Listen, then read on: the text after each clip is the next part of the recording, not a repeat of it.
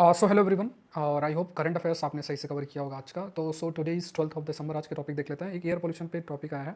Air quality life index है from university of Chicago. उसके according कुछ पॉइंट्स हाईलाइट किए गए हैं। 46% जो इंडियन हैं live in areas where air pollution reduces life expectancy. Delhi में ही कहा गया कि PM2.5 पार्टिकल्स हैं जिससे कि life expectancy is going to reduce by more than 8 years. ये चीज़ हाईलाइट की थी। इसमें कई सारे डेटा है, आप मेरे सेशन में देख लीजिएगा। खासतौर से PM2.5 पार्टिकल्स जो कि अगर मान लीजिए 10 माइक्रोग्राम पर मीटर क्यूब अगर बढ़ता है तो it increases in long term.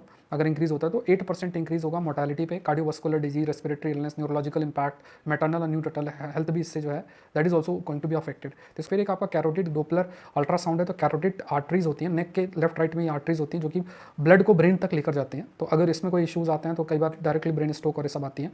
तो कैरोटिड आर्टरीज क्या है आपको ध्यान में रखना है।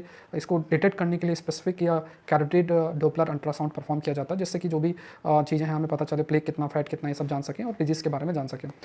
नेक्स्ट जो आपका एक टॉपिक आता है दैट इज ऑल्सो इंपॉर्टेंट, उसको देख लेते हैं।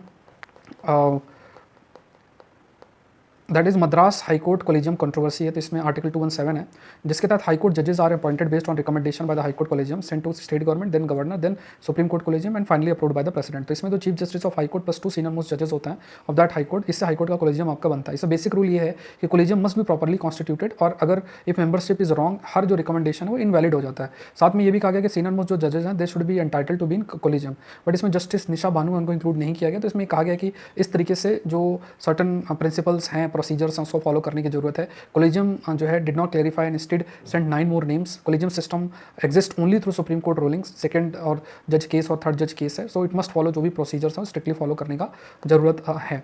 नेक्स्ट आपका टॉपिक है नार्को टेस्टिंग पे ऑनरेबल सुप्रीम कोर्ट की जो रूलिंग आई है।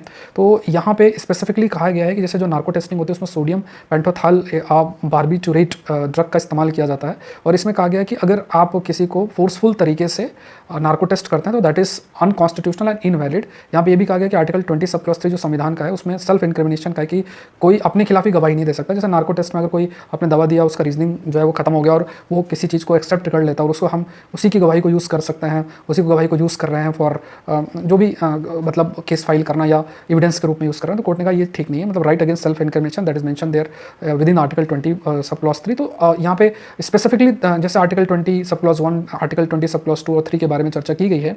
और इसमें even article 21 that protects right to life and personal liberty और गोल्डन ट्रायंगल कंसेप्ट पर भी चर्चा की गई। गोल्डन ट्रायंगल में आर्टिकल 14, 19 और 21 है। तो कहा गया कि अगर फोर्सफुल तरीके से नार्को टेस्ट किया जाएगा तो that will break this golden triangle और इसलिए अनकॉन्स्टिट्यूशनल के रूप में कंसिडर किया। इसका आप डिटेल